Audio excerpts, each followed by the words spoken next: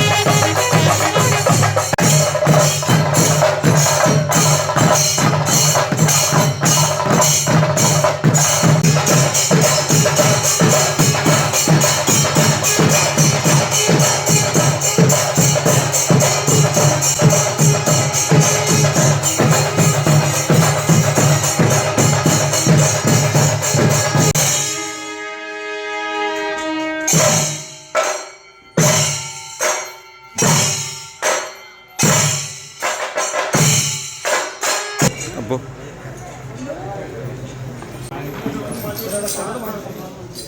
On ചെയ്യാൻ മറന്നുപോയി. എവിടെയൊക്കെ പറഞ്ഞല്ലേ മറടോ മതി.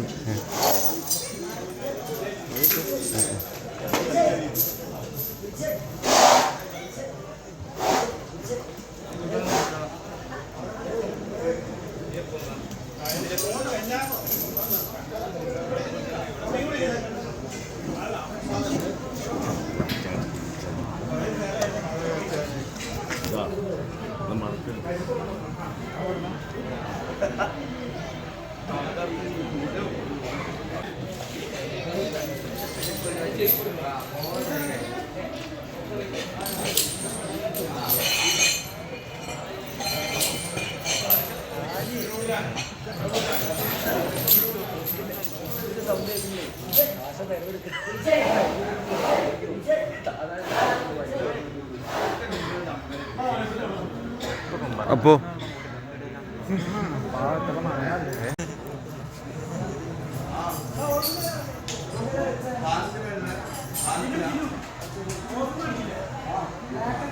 ഇങ്ങോട്ടേക്ക് പപ്പേ ഇങ്ങോട്ടേക്ക്.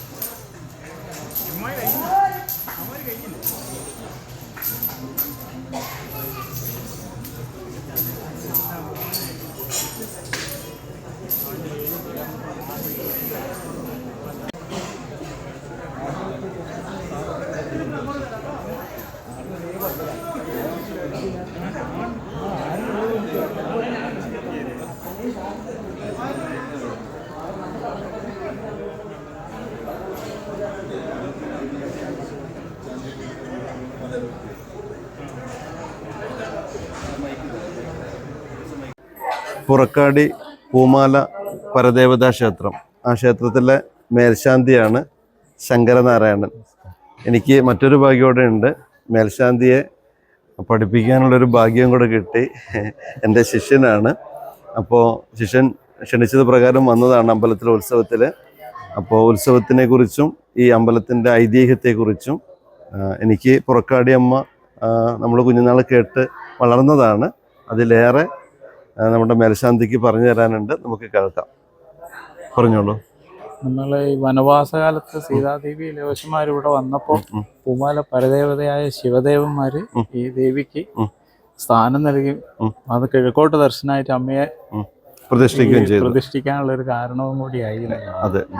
അപ്പോൾ ഇവിടെ എടൂരും മാട്യമ്പം പിന്നെ കൊങ്ങിയമ്പം ഇങ്ങനെ 4 കുടിക്കാർ സ്ഥാനീയരാണ്. പിന്നെ കുപ്പത്തോട് രാജശേഖരൻ നായരാണ് ട്രസ്റ്റി. തന്ത്രി നമ്മളെ ഡോക്ടർ ഗോവിന്ദരാജ് മഴുവന്നൂരില്ല, പാരമ്പര്യമായിട്ടുള്ള തന്ത്രി അവരാണ് തന്നെയാണ്. പിന്നെ പ്രാർത്ഥന ഫലിച്ച് ഒരുപാട് ഭക്തർ വരുന്നൊരു കാര്യം കൂടി നമുക്ക് അഭിമാനിച്ചു പോകാം. ശരിക്കും ഡിസംബറിൽ 3 ദിവസങ്ങളിലായിട്ടാണ് ഉത്സവം നടക്കുന്നത്. പിന്നെ തറ മീനമാസത്തിൽ ഏപ്രിൽ 7, 8, 9 നടക്കുന്നത്. തറ നന്നായി ഉപക്ഷേത്രങ്ങളിലും ഇതിന്റെ അനുബന്ധമായിട്ട് നടക്കാറുണ്ട്. ഇന്ത്യയുടെ പരിപാടി. മേൽശാന്തിയെ കുറിച്ച് പറയുമ്പോൾ എന്താ പറയുക, എനിക്കും അഭിമാനമുണ്ട്. എന്താ പറയുക, അദ്ദേഹത്തിന് 2 അക്ഷരം പറഞ്ഞു കൊടുക്കാനുള്ള ഭാഗ്യം എനിക്കും ഉണ്ടായിരുന്നു. കാര്യം അന്നും അറിവ് ആർജിക്കാനുള്ള വല്ലാത്തൊരു ത്വര ഉള്ളിലുണ്ടായിരുന്നു അല്ലേ? അതെ അതെ, തീർച്ചയായിട്ടും. സാറ് ക്ലാസ് മതിയായിട്ടില്ലായിരുന്നു. പിന്നെ ശാന്തി പരിപാടിയൊക്കെ ആയതുകൊണ്ട്. അതെ അതെ അതെ. എന്നാലും നമുക്ക് എന്താ പറയുക, പിന്നെ നമ്മള് മരണം വരെ പഠിച്ചുകൊണ്ടിരിക്കുകയാണല്ലോ പുതിയ പുതിയ കാര്യങ്ങൾ. ഇന്ന് രാവിലെ പുലർച്ചെ 3 മണിക്ക് എഴുന്നേറ്റിട്ട് ഞാൻ നെട്ടറിയായിരുന്നു. അവിടെ BEd കോളേജിന്റെ ഒരു ക്യാമ്പ് ഉണ്ട് തിരുനെല്ലി സ്കൂളിൽ. ആ സ്കൂളിലെ മക്കളുടെ കൂടെയായിരുന്നു. അങ്ങനെ ഓരോ പ്രോഗ്രാംസും. അപ്പോൾ ഓരോരുത്തരോട് സംസാരിക്കുമ്പോൾ നമുക്ക് വലിപ്പച്ചെറുപ്പങ്ങളില്ല, എല്ലാവരിൽ നിന്നും എന്താ പറയുക ഒത്തിരി അറിവുകൾ കിട്ടുന്നുണ്ട്. ഇപ്പൊ ഈ ടീച്ചേഴ്സൊക്കെ കുട്ടികളിങ്ങനെ നല്ല കാര്യം ചെയ്യുമ്പോൾ ചെരി ഇട്ട് കൊടുത്ത് സ്റ്റാർ വരച്ചു കൊടുക്കും. ഞാൻ സ്റ്റാർ വരയ്ക്കുന്ന രീതിയേക്കാൾ നല്ല രീതിയിൽ 1ാം ക്ലാസ്സിൽ ഒരു കുട്ടി വരയ്ക്കായിരുന്നു. അതാണ് ഞാൻ അവിടെ നിന്ന് പഠിച്ചത്. അതൊരു ചില യാത്രയിൽ അതെ ചില യാത്രയിൽ ഇങ്ങനെ സെൽഫി എടുക്കുകയും, അപ്പൊ ഇപ്പൊ ഇവിടെ തന്നെ എടുക്കുകയാണെങ്കിൽ സീതാദേവി 11 കുഷൻ എന്നിട്ട് ആ എഴുത്ത് മിറർ റൈറ്റിംഗിൽ തിരിഞ്ഞു പോകുമായിരിക്കും നമ്മുടെ ഇതില്. അത് കണ്ടപ്പോഴാണ് 1ാം ക്ലാസ്സിൽ ഒരു കുട്ടി പറഞ്ഞത്, സാർ അതിൽ ഇന്ന ബട്ടൺ ഞെക്കുകയാണെങ്കിൽ അത് കറക്റ്റ് കിട്ടുമെന്ന്. അപ്പോൾ അറിവെന്ന് പറയുന്നത് അതെ മഹത്തരമാണ്. എല്ലാവരും നമുക്ക് സ്വീകരിക്കാം, കുഞ്ഞുങ്ങളിൽ നിന്ന് വരും. അതല്ലോ കാളിദാസ മഹാകവിയൊക്കെ നടന്നു വരുന്ന സമയത്ത് കുട്ടിയോട് ചോദിച്ചു, കസ്യാപുത്രി കനകലതായ ഹസ്തം കിന്തെ താളീപത്ര കാവാരേഖ കചട്ടതപ എന്ന് അതൊരു കവിതയായിട്ട് മാറുകയാണ് ചെയ്തത്. അതെ. അപ്പൊ അനേകം വഴി തന്നെ ഉണ്ടാവും. അതെ, അത്രയും. അപ്പൊ കാളിദാസ മഹാകവിക്ക് വരെ അറിവ് പറഞ്ഞു കൊടുത്തത് ഒരു ചെറിയ പെൺകുട്ടിയാണ്. അപ്പോ എന്താ പറയാ, വളരെ സ്നേഹവും നന്ദി. വളരെ സന്തോഷമുണ്ട്. ഓക്കെ, എന്നാ കാണാം. എന്നാ ശരി. എന്നാ ജോഷി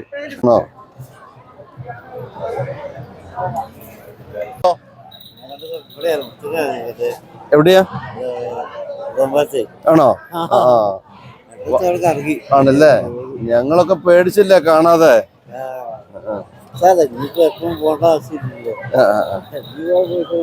ആണല്ലേ. ഭക്ഷണം കഴിച്ചോ? കഴിച്ചു. എപ്പോ എത്തിയത് അവിടെ? രാവിലെ ഉണ്ടായിരുന്നോ? ഉണ്ടായിരുന്നു അല്ലേ? ആണല്ലേ. ഇന്ന് ഞങ്ങൾ അങ്ങോട്ട് പോയിക്കോട്ടെ. ശരി എന്നാ. ഓക്കെ, ശരി.